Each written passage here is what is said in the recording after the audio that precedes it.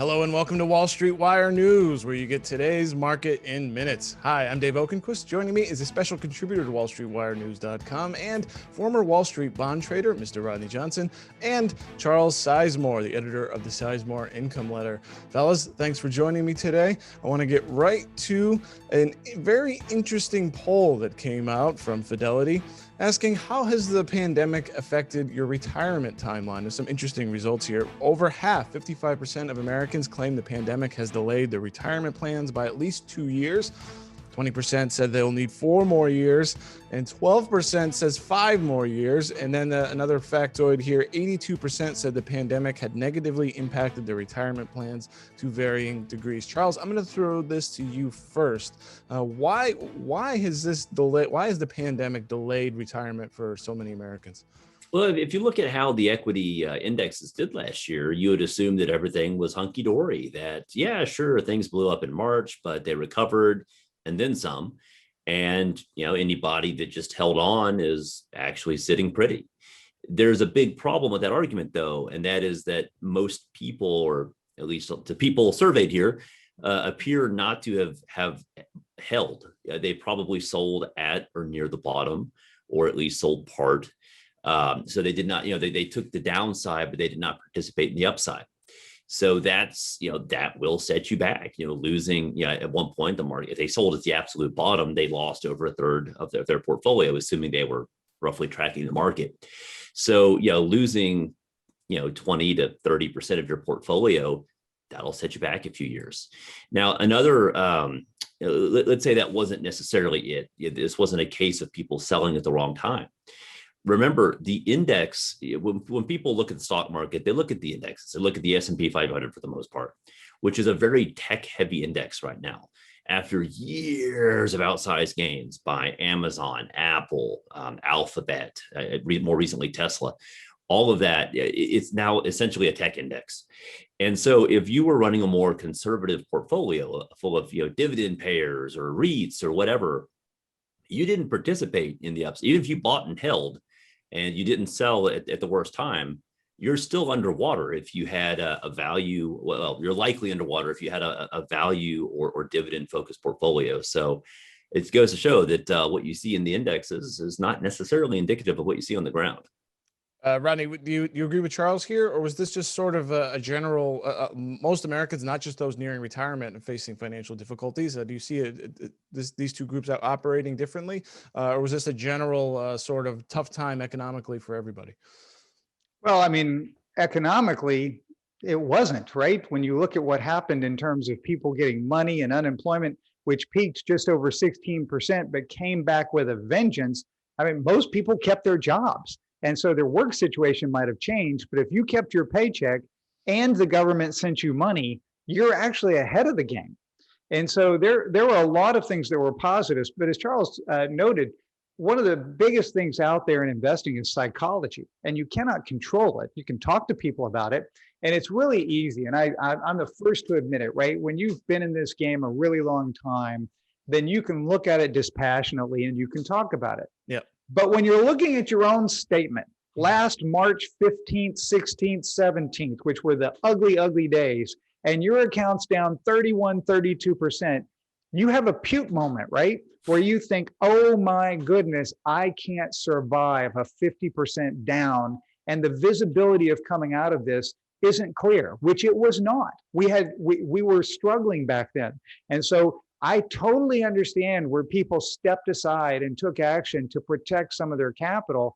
And then, of course, the market came roaring back as the Fed printed trillions of dollars and the government passed the first CARES Act and all the other things that happened. But even then, we weren't sure what was going to happen. I mean, Operation Warp Speed, I would love to see people who thought on April 1 that we would have a vaccine being put in arms by December 1. That I want to see that person who is just dead set convinced, because there aren't many. And so I laughed at that idea, by the way. When that's people, right. I thought it was a joke, and right. And so downplaying the psychology of getting out, I'm not there, but and so I can see where that might have happened to a lot of people. I'm surprised at the number of people in this poll who answered that way, given that Fidelity in particular does a lot of index investing. I mean, they're not Vanguard, but they still do a lot.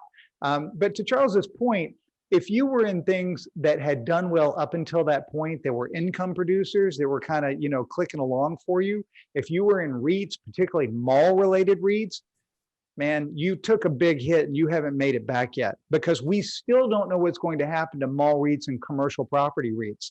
And so it's not like the pandemic is over and everything's back to where it was. We still have big dark holes in the financial world here, even though we came back so quickly in tech. So I'm surprised the numbers as high as you said, as I said a minute ago, but I do understand why people took the actions they did. So it's not just panic selling and an argument for buy and hold. There also could have been what these investors were holding. But Absolutely. let's get to solutions. What would you say to someone? I'll throw this to you, Charles. What would you say to someone who maybe has been impacted by maybe pushed off retirement plans? Maybe they're sitting there in their mid 50s, early 60s. What would you say to them now in terms of maybe they be able trying to get things back on track? Oh, clearly just buy nothing but tech growth stocks and hope for the best. But unfortunately, the lessons that a lot of people would have learned from this experience are really not the right lessons to learn. And that is a more aggressive portfolio in, uber high growth, tech stocks that really bailed you out. But that may not bail you out next time. It certainly wouldn't have bailed you out in 2000, 2003 window. The last time, it's the last bear market was in 2008, but 2 bear markets ago, doing that strategy would have absolutely killed you. So if there's a lesson to be learned here, I think it's more just diversify. Don't overload any one sector. If you are overloaded on, for example, REITs, we keep kind of going back to that, or energy stocks, you're really in trouble. So I think if there is one kind of universal lesson we can take from this, is you don't want to be heavily exposed to any one sector, because no matter how safe it looks, it may not be safe. Something could come down the pipe. No one saw the pandemic coming, for crying out loud. Things that looked safe and stable ended up not being safe and stable. So, diversify. Rodney, your thoughts? Yeah, I think we're all in the same boat. We've been sold a bill of goods on the financial world and investing in general. We've been handed responsibility for creating our own income for the last 30 years of our life after retirement, in a way that professionals struggle to do it, and told, oh, it's okay, go, watch a couple of YouTube videos and you can do this well yourself, which is just silly on the face of it. But do know that when you look at the indices, the Dow and the S&P, not the NASDAQ as much, but the Dow and the S&P, they do rotate stocks. Understand that they're not unmanaged. People talk about them that way, but that's not really true. Go look at the stocks in the Dow 30 and compare it to the stocks that were in the Dow 30, just a mere 10, 12 years ago. And you're going to see that they do rotate out. And so you do get some professional view of what's going on in the economy of the United States by holding these indices. And if you're not paying attention to this on a regular basis, if you're not really plugged into how the economy is rotating, then those are not bad places to be. They're just not. The problem is it takes the fortitude to hang on. And when it comes to that, you know what? You got a lot of people who are pulling for you. When you look at what's going on in the indices, this fact is not lost on Ben Bernanke when he was running the Fed, then Janet Yellen when she was running the Fed, and now Jay Powell when he's running the Fed. These are people that control the money in this situation, and they don't want the indices to fail, because they know that the American public relies on this investment for their retirement, and they can't watch it go down. They just can't. And so the whole thing of the Fed being a put, more or less, to keep the market going, it's a real thing. Now, granted, we're going to have swings back and forth. There's no question. But in general, it's going to be a rising tide, because frankly, we can't tell everybody investing, so sorry you lost your money and it'll take 30 years to get it back. That's not going to happen. Yeah, we have millions of baby boomers in their retirement, nearing retirement, and we've heard a lot from economists that essentially we have to kind of get over this hump to get these people into retirement safely. So I mean, that you're saying the Fed is basically trying to fund boomer retirements, Rodney? Absolutely. I'm not kind of saying it. I am saying straight out, that the Fed has a vested interest in the markets maintaining and growing over time. And so does every administration that comes through the White House and every Congress that gets seated. There is zero question about this. Charles? Well, it's funny. I don't disagree with that. But then look at what's happened to bond yields, due in no small part to Fed purchases. Bonds were obviously the bedrock of most retirement portfolios, even more than stocks. And now bonds have negative real yields for the most part. So sort of the Fed giveth, the Fed taketh away. Interesting. And I'm going to move on here. There's another hurdle potentially coming down on the markets that investors are being aware of. Two things, really. One, the rise of inflation, which is something we've hit on over the past couple of weeks, which has basically been spooking the markets at least every other week. Then you get a pop and then yields rise. And of course, stocks go down. But there's something else in addition to inflation, which is increased taxes. The Biden administration wants to push forward an economic recovery plan, which will include some infrastructure spending. We don't know really the price tag yet. There's somewhere in the neighborhood of $2, $4, $5 trillion. Who knows where this is going to end up? But one of the things that investors have their eyes on is the corporate tax rate. Biden is eyeing raising that from 21% to 28%. And just a quote here from a story here from Wall Street Wire News. We estimate that the Biden tax plan would reduce 2022 S&P 500 EPS by almost 9%. So is this tax? We talked about the government spending money and putting that into the economy, which could help boost things. And of course, we have the Fed continually pumping money in to fund retirements, as Rodney said. But what about the threat to increase the rise of inflation coupled with now tax increases on the stock market? Charles, go to you first. Well, I think it goes bigger than that. The trend of the last 30 or 40 years has been this shift that from an economy that kind of favored labor to one that favored capital. And that part of that was the whole Reagan Revolution and all that. But Reagan Revolution actually started under Carter. Most people don't know that. But that this trend towards more deregulation, just kind of letting business run things, that coincided with lower tax rates, not just here but around the world. Mm-hmm. We may have reached sort of the end of that line. I don't know. It's kind of hard to call major turning points like that, but you kind of see the winds turning, and it's not just a Democrat thing or Republican thing. Both parties seem to be making noise. You have populists in particular in both parties that have really been screaming about how workers have kind of been left behind. So I think we may be kind of in the early stages of a shift that's more favorable to labor. Now, I don't pretend for a minute that everyone's going to go join labor unions tomorrow. That's absurd. That's dead. But I think that there is going to be a movement there. And part of that is higher corporate taxes and redistributing some of that. Now, I'm not necessarily saying any of this is good. I'm just saying that's the trend. Like that seems to be the way things are going. So is that bad for the economy? Not necessarily. The 1950s were an economy that was broadly considered to be a healthy. I mean, people reminisce about the 1950s. That was an economy that tended to favor labor over capital. Now, just to jump in, much higher tax rates. And in fact, one of the things the Biden administration is eyeing is raising taxes on those making $400,000 or more. And as you said, Charles, if you go back to the 1950s, of course, effective tax rates and all that, but we're looking at, top marginal rates in like the 80s or 90%. So I think we're not going that high though, are we? No, there's no political appetite for that because trends don't move. You don't turn that battleship on a dime, right? Nor would you want to. It'd be too destabilizing. But incrementally, raising that tax rate from 20-ish to, high 20s. Okay. I mean, is that really going to upset the apple cart too much? I don't know. It might. I mean, it definitely might take a bite out of S&P 500 earnings, might definitely take a bite out of stock market growth. But is it going to tank the economy? Probably not. We'll see. As for inflation, I've been sort of the inflation, I don't want to say dove. It's not like I'm advocating inflation, but I tend to think that inflation we're going to have a pop over the next couple quarters. I don't see it really being sustained. I see inflation rates sort of muddling along at kind of below historical averages.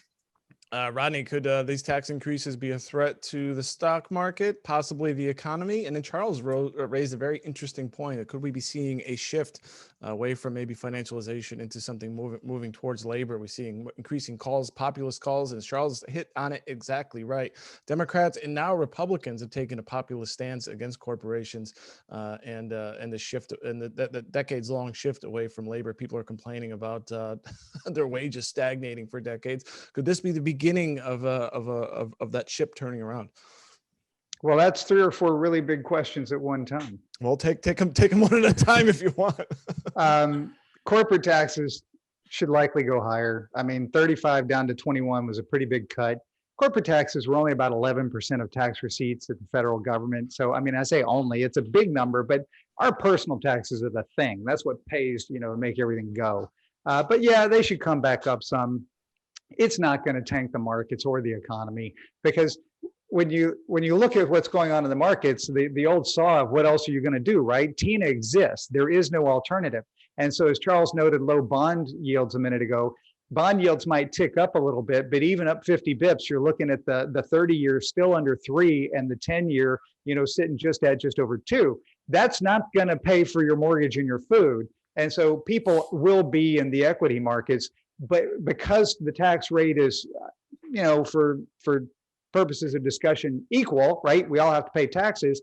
It means everybody kind of comes down together. And so that comparison stays equal. And so would there be a temporary setback? Maybe, but it wouldn't last long. This would come and go.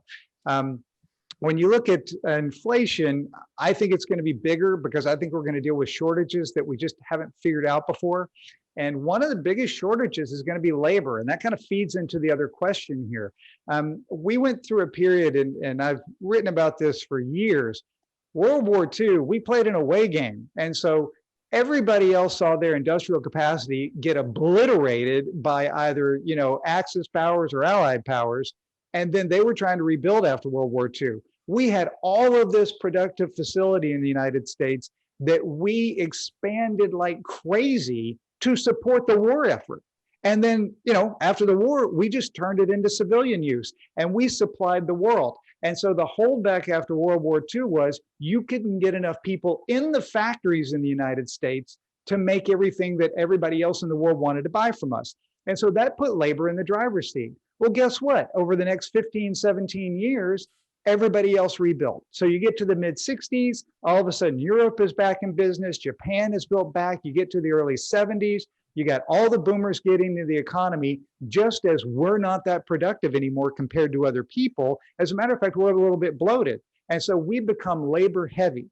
And so that switch led to this turn that Charles is talking about.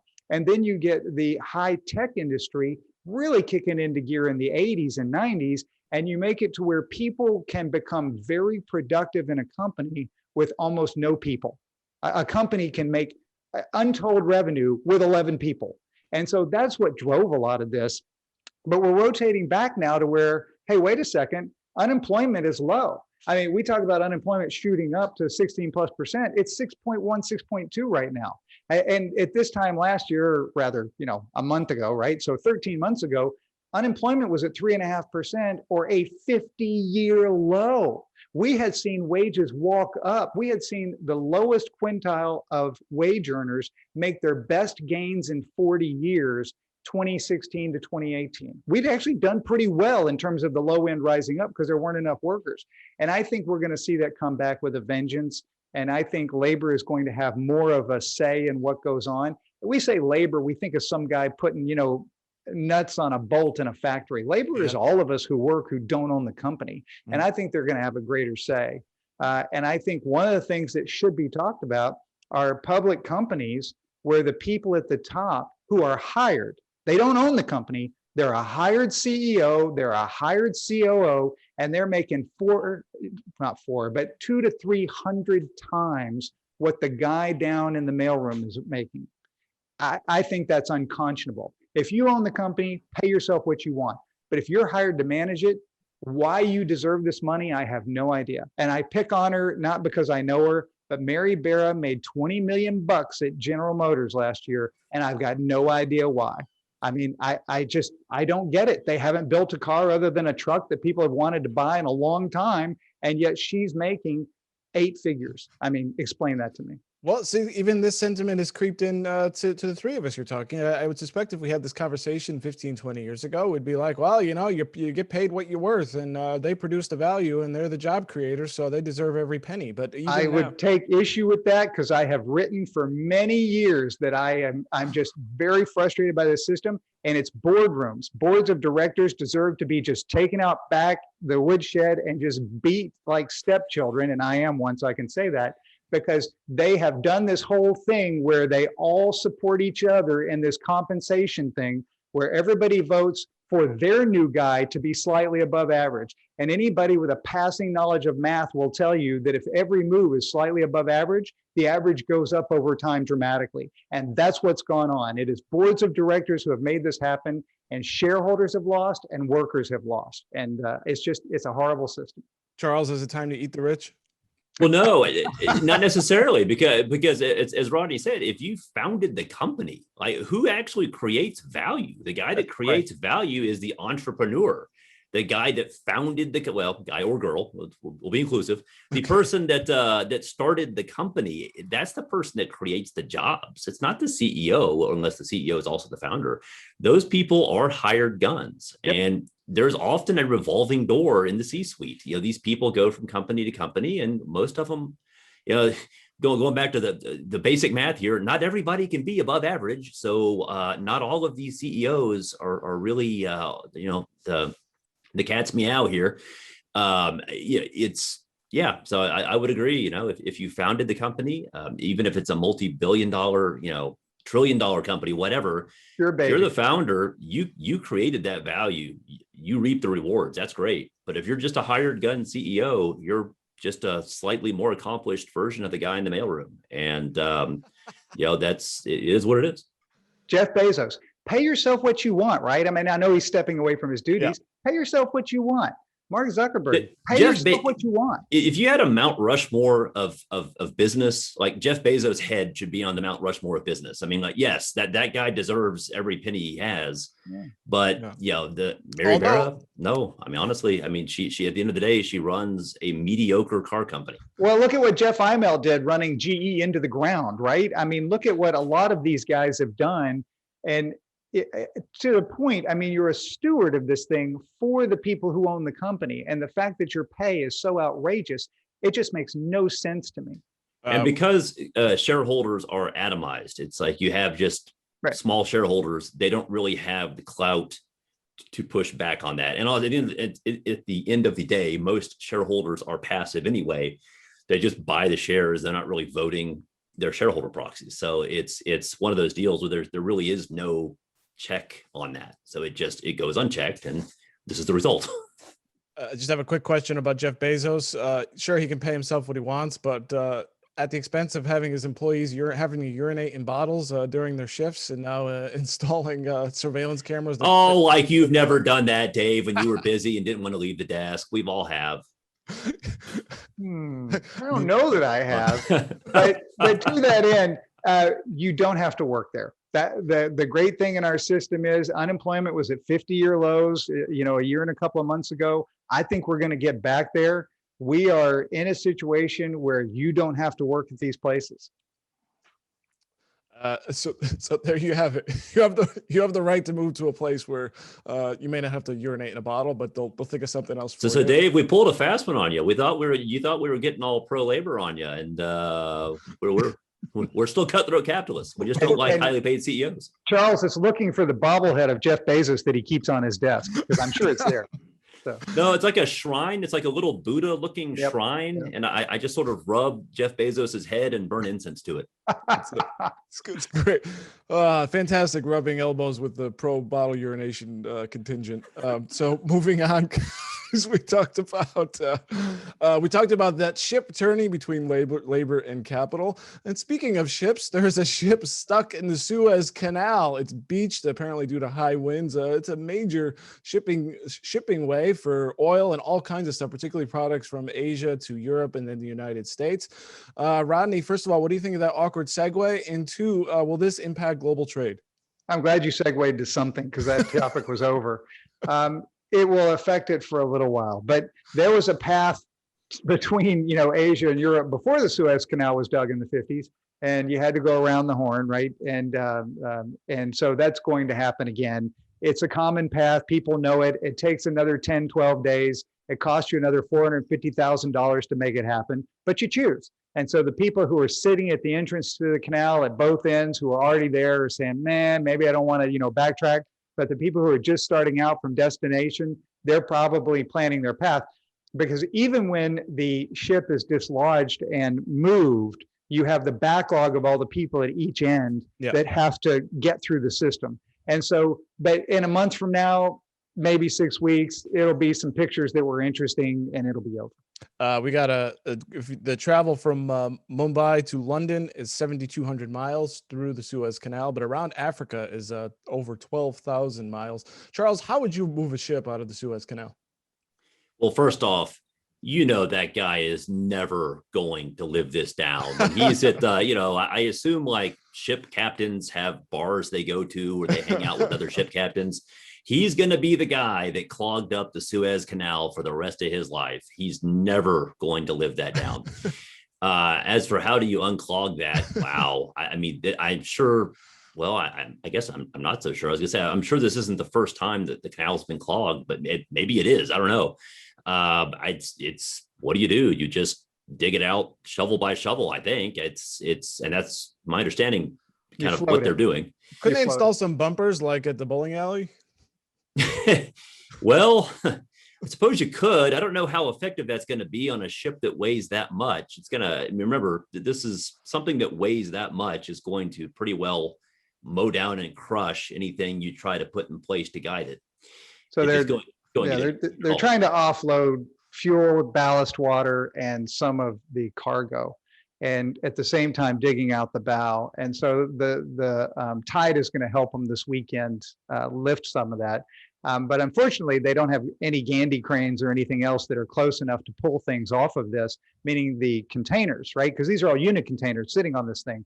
And so what they're going to do, the last I saw, is use helicopters, which is very time consuming and very expensive because it's one by one. And so if they can get enough weight off of this thing and get a little assist from the tide, then they'll have this thing out, within 3 or 4 days. Last question here. Will we expect any sticker shock for the consumer on anything like oil or gas or any kind of consumer goods? I wouldn't think so. Certainly not prolonged. You may have a few orders that get delayed or whatnot, but things like this, what causes inflation? Sustained systematic issues. This is a blip, so this will pass. It's a hit to the profits of shipping companies that are going to have to take this fuel and time hit, but then it just goes away. So. Great. Well, that just about does it, everybody. Thank you for watching. Thank you, Rodney and Charles, for joining in here. We want you to, if you're watching here on Wall Street Wire News, we'd love you to comment down below on all these topics we're talking about. What do you think about this fight between labor and capital? What do you think about the shipping disaster in the Suez Canal? And have you been put off for retirement due to the pandemic and certainly that massive blow that hit stocks last year? Let us know what you think down below. We want you to sign up for our totally free email newsletter where you can get today's market in minutes. Rodney, what do you have in mind, and what kind of stories can people expect in the coming days? It's earnings, right? We're coming up on the end of the first quarter. This is going to be all about what people made and what they expect. And so earnings calls have turned into more of a forecast rather than a report, because people know what the earnings are when you're getting close, right? Earnings surprises are not nearly the big thing that they used to be in terms of getting that far away from the number. But it's all about the forecast. And so it's going to be the reopening trade. It's going to be the speed at which you think your company is going to benefit. Darden Restaurants yesterday reported, and they said, man, they see, blue sky and sunshine ahead because they see more people going out. And so I think that's going to be the story for the next couple of weeks. Soup, salad, and breadsticks. Charles, what do you have your eye on next week, and how can people find your work? Yeah, for the next week, I'm still watching just the vaccine rollout and kind of the decline in cases. We'll see if there's any sort of spike due to spring break craziness over in Florida, but looks like things are moving along nicely. As for where to find me, just sizemorecapital.com. Great. For Rodney and Charles, I am Dave, and we hope you have a great trading day.